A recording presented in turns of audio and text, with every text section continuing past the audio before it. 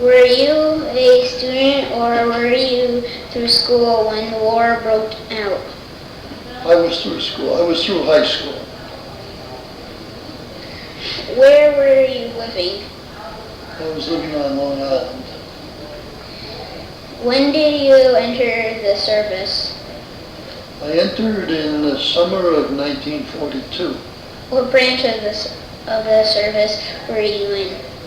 Well, I started out in the Army, and then I took tests to become part of the aviation section. And by the time I graduated, it was the Army Air Forces. Later on, they changed it to the Air Force. They made separate branches. But I was in the Army Air Forces. Did you enlist or were you drafted? I was drafted. Where did you receive your basic training? Believe it or not, in Shepherd Field, Texas. When did you go overseas? I went overseas in the fall, in the winter of 1944. In what theater of war did you serve? I served in basically flying out of England. Were you involved in D-Day or the events taking place shortly after D-Day? Shortly after D-Day, yes. I flew on D-Day and shortly after that. You mentioned receiving the Distinguished Flying Cross with 3 oak leaf clusters. Why was this awarded? Well, it was awarded when I completed 25 missions. What did the oak leaf clusters mean? The oak leaf clusters mean that you would have been awarded the medal again, but they never give it twice, they just give a cluster. The clusters were to the air medal, not the Distinguished Flying Cross. Were you ever wounded? No. Where were you when the war ended? I was in an airfield in Florida, Boca Raton Air Base. Have you ever returned to where you were during the war? No. Would you like to? Yes, sometime I would. Why or why not? Well, the group that I flew with had a reunion last year in England, and I didn't go with them because it wasn't convenient at the time to take off for 2 or 3 weeks. How did serving in the military during a war affect your life? Well, when I was drafted, I was running a 5 and 10 cent store in Brooklyn. And when I came back, I was no longer interested in that, and I went to work in the aviation industry. When did you come to the Otsego area? What brought you here? Well, I had 5 children. I was living on Long Island, and I didn't think the atmosphere down there was good for my children, so I moved up here. When were you in Iran? I was there from 1975 to 1977. Why do you think it is important to preserve the stories of those who lived during the World War II years? Well, history always repeats itself. And if you know something about history, you can predict what's going to happen in the future. These things repeat themselves many times. Are there any other memories or thoughts you would like to share? Well, I don't know. I met my future wife when I was in England, and I'm still married to her. That's something that I'll never forget. But otherwise, Thank you very much for this interview. okay.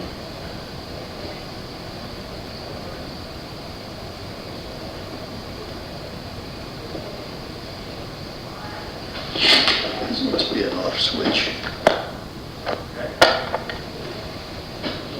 Mr. Prendergast, can you tell us some more about the Jamaica Ginger and the account of that aircraft that appeared in the history of the Mighty Eight? Well, when I had finished training in this country, we went to Grand Island, Nebraska, and there was a big field full of brand new airplanes. They fly from the Boeing factory, and they had them all parked up there. And we took one of them, and we flew it to Maine, and then to Grand Island, then to Labrador, Goose Bay, Labrador. And from Goose Bay, Labrador, we flew it across the ocean to Ireland. And then I had that airplane for 35 missions over Europe. And when I finished my tour, 2 other crews used it. And it ended up being an aircraft with the most missions of anyone in the European theater for a bomber. And as far as I know, it ended up in fields out in Arizona someplace in the big junkyard for airplanes. But we always had good luck with it. Nobody was injured. Finished our missions without being shot down. And we called it Jamaica Ginger. And what kind of plane was it? That's a B-17. Yeah. And could we have your name and rank when you retired? Frank Prendergast. My rank was first lieutenant when I retired in 1945. I got out of the service early because I had a lot of points. You get so many points for each medal for every day overseas and all that sort of thing. And I got out right after VJ Day. I figured I'd get a job at the airlines. And when I went to the airlines, I found out that there were no jobs.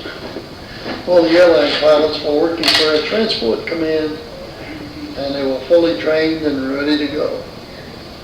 As a matter of fact, companies like Pan Am had already set up all their schedules around the world, flying Army transports.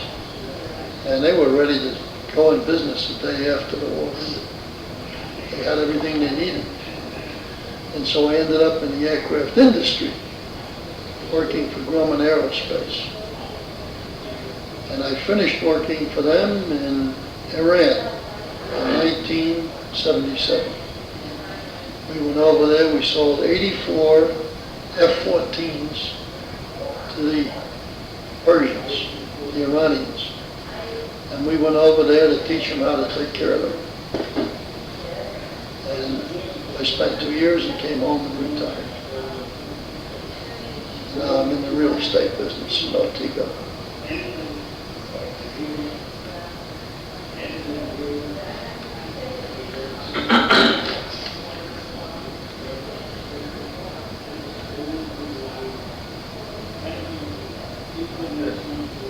Do you have any favorite story you'd like to tell about that?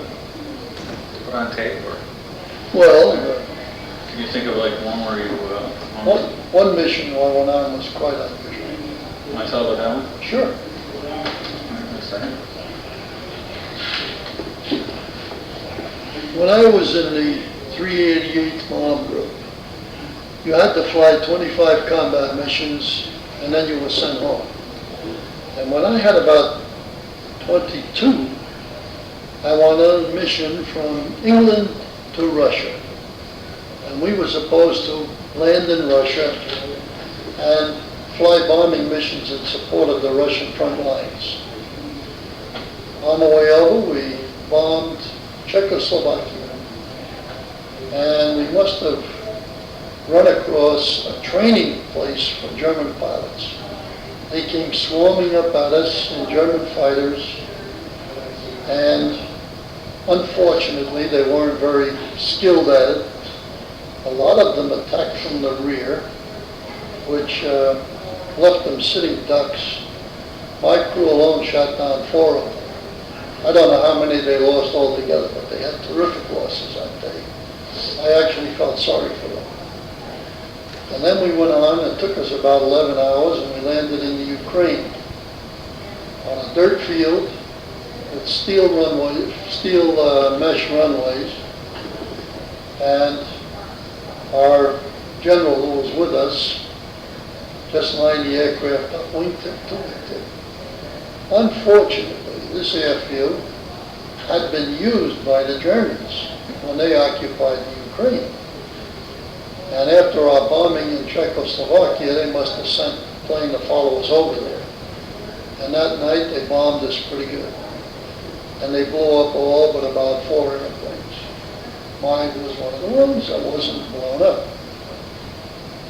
And so they brought in transport planes and carted most of the crews back to England. And I was told to go home to England by way of North Africa. So we flew by ourselves. We had a Russian navigator who was very particular. He gave me a course to fly from Ukraine to Tehran. And if I went off course 1 or more degrees, he was screaming in Russian. He wanted me right on the level, and he didn't want any wandering around Russia. Then we got to Tehran. We landed at Mirabad Airport, which I landed at when I went there to work for Grumman Aerospace. I landed there in a transport plane in Mirabad. It was like coming home. Although when I was there, we lived in a tent on the airbase. But on that mission, we stayed a day or so in Tehran, and then we went to Benghazi, and then we went to Marrakech, and then we finally ended up going back to England. And I was missing from England for about 30 days. And when I got back, I found out that most of my personal possessions had been divided up, because that's what they did.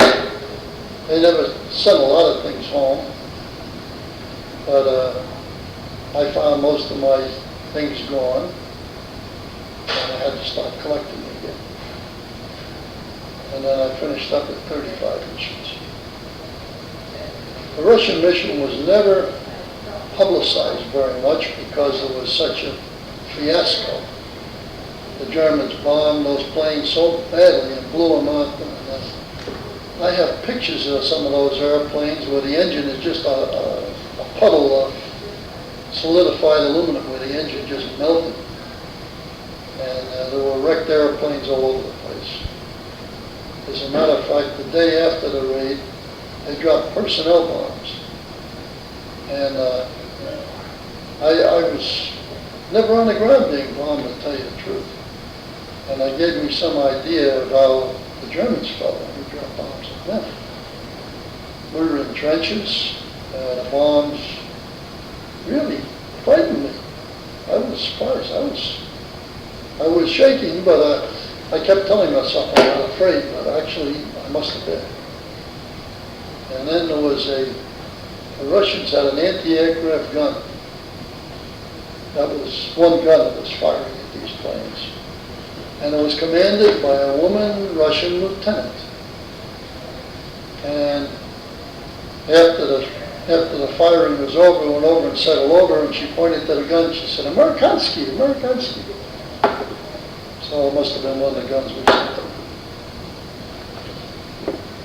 The other parts of the story, you can't, they had women there feeding us during the regular KP line. And we asked them what was for dinner, and what they answered I can't repeat because the soldiers had taught them to say things that they shouldn't say. They didn't know the difference. They give a big smile and give you this profane little talk. But anyway, it was an interesting experience. Did you ever know John Kierdorf? Yes, For Grumman's? yes, he worked for me. Oh, he did? Yes. His father was a semi-big shot over in another plant. And they said, I was in charge of the inspection department in Plant 3. And John worked for me directly. And he was very conscious of that leg of his. Very conscious of what? Artificial leg. Oh, The kid has an artificial leg. yeah. And we talked him out of that. He got some rough treatment for a while with a smile, and the first thing you know, he didn't pay any attention to it anymore. He was very self-conscious, and we cured him of